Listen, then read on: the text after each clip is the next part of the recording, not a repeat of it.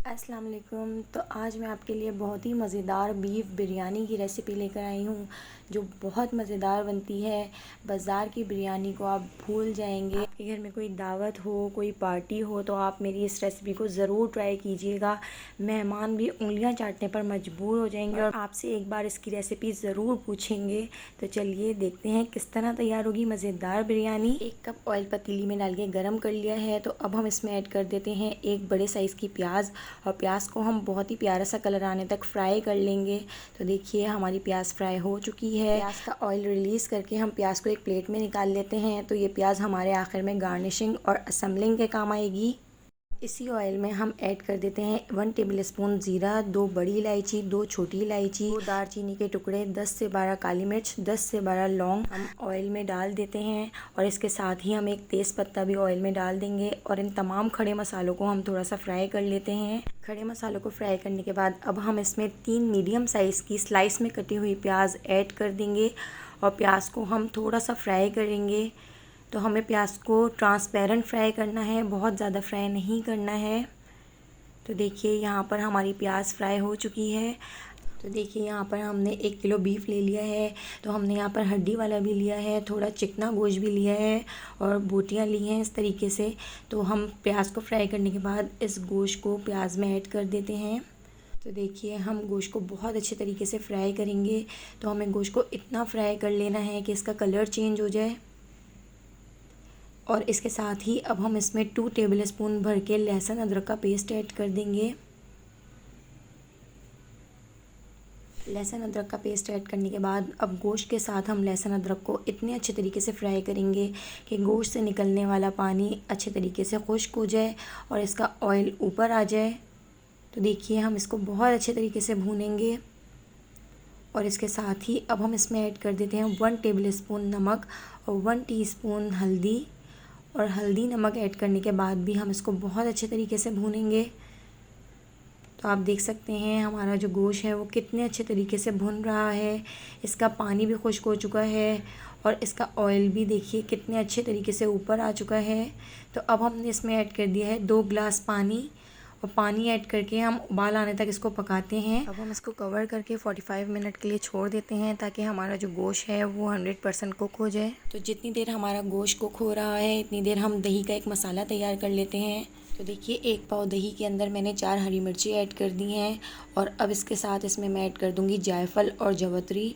तो देखिए कितनी मैंने ली है, आप देख सकते हैं।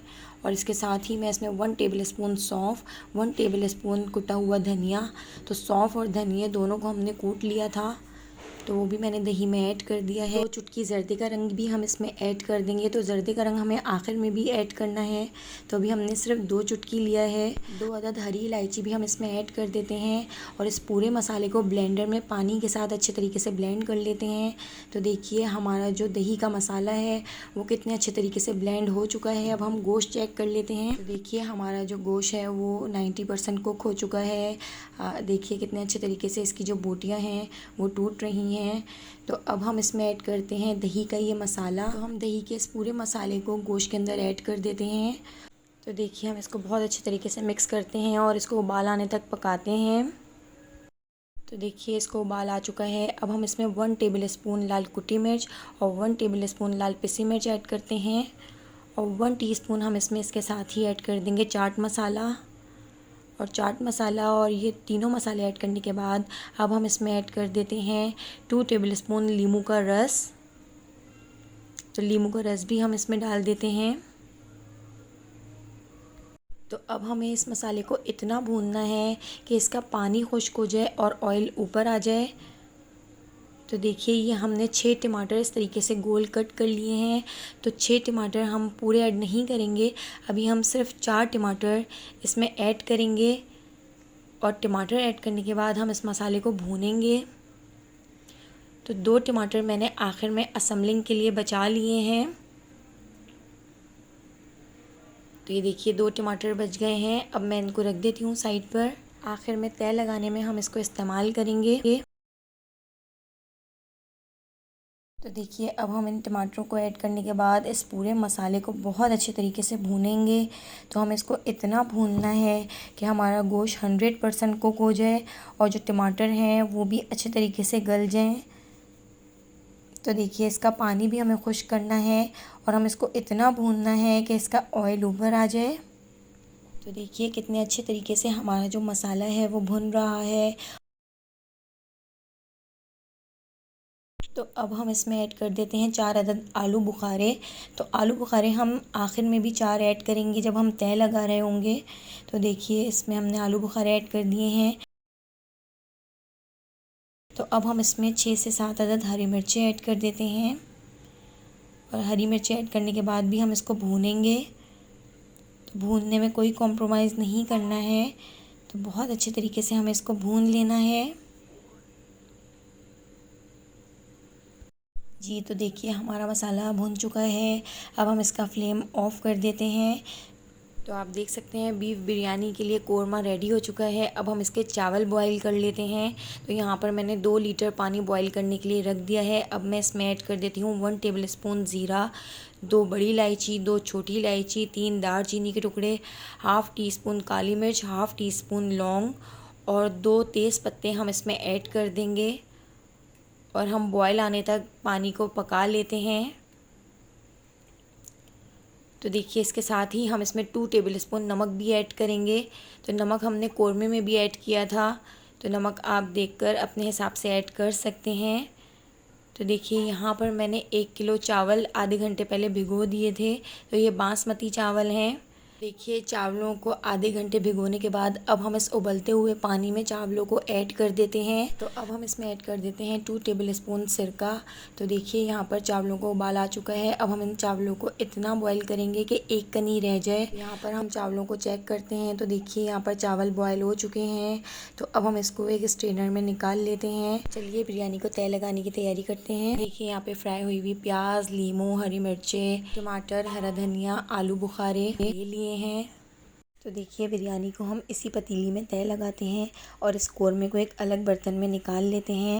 तो देखिए अब हम इसमें थोड़ा सा कोरमा इस तरीके से डालकर फैला देते हैं और अब हम इसमें उबले हुए चावल डालते हैं थोड़े से। तो देखिए इस तरीके से हम चावल डालकर भी फैला देते हैं चावलों को। तो अब हम इसके ऊपर से हरा धनिया डाल देते हैं और इसके बाद अब हम इसके ऊपर टमाटर रख देंगे। तो देखिए इस तरीके से हम टमाटर रख देते हैं। अब इसके ऊपर से थोड़ी सी प्याज हम इसके ऊपर डाल देंगे।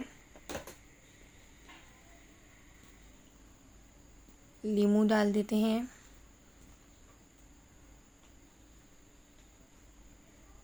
तो हरी मिर्चें भी हमने इसके ऊपर देखिए इस तरीके से डाल दी हैं।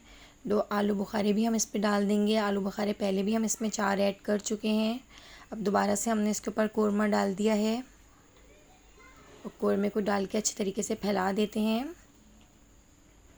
इसी तरीके से हम इसमें टमाटर, हरा धनिया, फ्राई हुई हुई प्याज, लीमू, हरी मिर्चें, आलू बुखारे, अब दोबारा से हम कोरमे की तय लगाएंगे और दोबारा से हम इसके ऊपर चावलों की तय लगाते हैं। तो देखिए कितनी ज़बरदस्त हमारी यहाँ पर तय लग चुकी है। अब हमने यहाँ पर 3 टेबलस्पून पानी ले लिया है और 2 चुटकी ज़र्दे का रंग हमने पानी में ऐड कर दिया है और इसको अच्छे तरीके से मिक्स करके चावलों के ऊपर इस तरीके से हम डाल देते हैं। तो कवर करके 15 से 20 मिनट के लिए दम पे छोड़ देते हैं।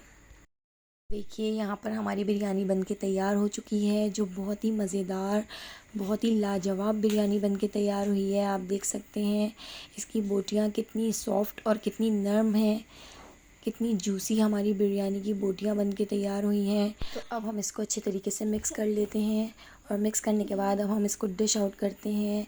तो देखिए कितनी मज़ेदार हमारी लाजवाब बिरयानी बनके तैयार हुई है। अगर आपको बिरयानी की ये रेसिपी पसंद आई हो तो आप एक बार इसको ज़रूर ट्राई कीजिएगा और मुझे कमेंट करके बताइएगा कि आपको मेरी ये रेसिपी कैसी लगी। मेरे चैनल को सब्सक्राइब कर दीजिएगा, बेल आइकन को प्रेस कर दीजिएगा ताकि हर नई रेसिपी आपको फ़ौरन मिल सके और आप मेरी सारी रेसिपीज़ वॉच कर सकें। तो आने वाली वीडियो तक मुझे दीजिए इजाज़त। अल्लाह हाफ़िज़। आप सब्सक्राइब कीजिए, कमेंट कीजिए।